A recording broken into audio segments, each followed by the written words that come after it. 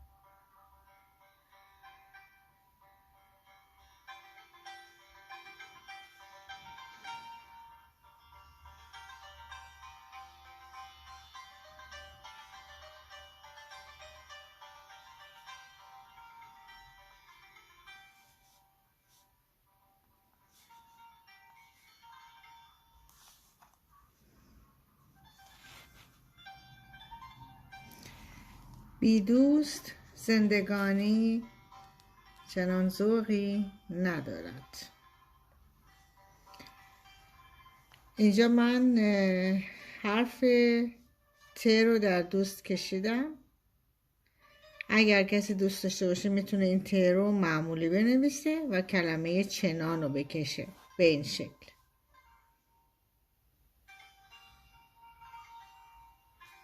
اینجا هفتش باز میشه، بعد از اینجا مثل یک ب معمولی می‌نویسیم به این شکل. خیلی بلند نمی‌کشیم، کشیدم. کلمه چنان رو میشه به این شکل هم نوشت. که به انتخاب خودتون میتونید بنویسید، یا نون رو فقط بکشید با ت کوتاه و یا هم ت بلند بنویسید، چنان هم به این شکل. از سعدی هست. کلمه سعدی رو براتون می نویسم.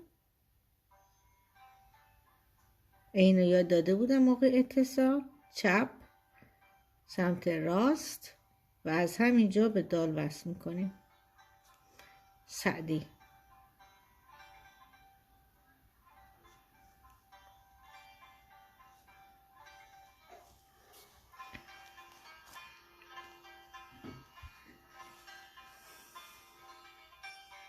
در آخر کلیپ من یک عکس هم میگیرم از این نوشته که راحت‌تر بتونید ببینید و تمرین کنید.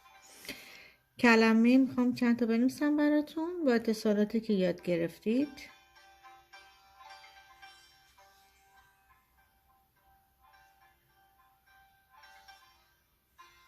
چاره،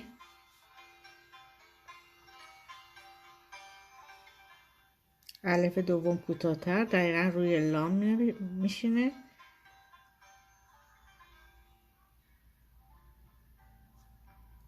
لادن،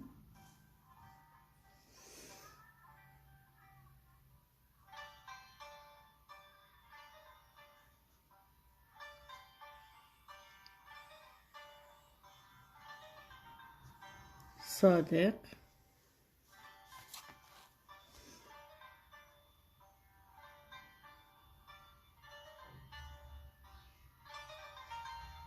تا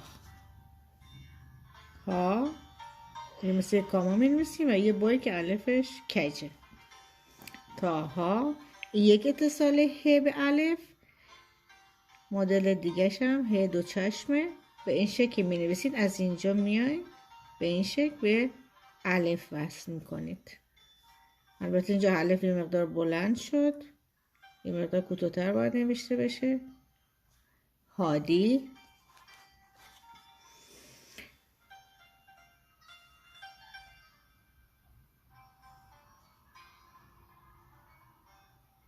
لام مثل الف نوشته میشه اما روی خط زمینه نمیاد، به یه وصل میشه. عالی.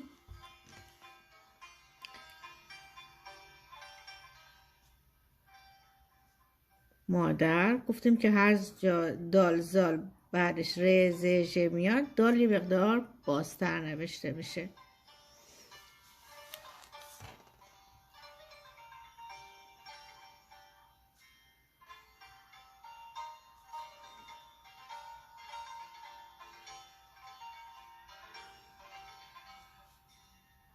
شایان.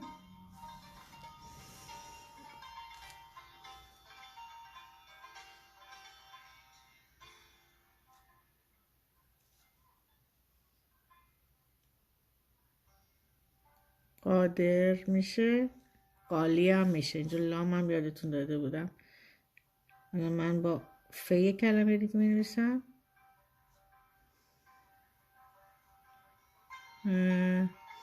فایده.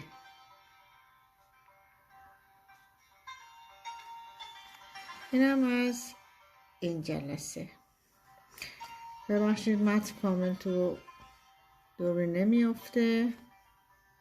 امیدوارم که تمرین کنید و اگر مشکلی هم داشتید میتونید در کامنت ها به من بگید تا من یک راه ارتباطی براتون در نظر بگیرم. همتون رو به خدا میسپارم تا جلسه بعد. خدا نگهدارتون.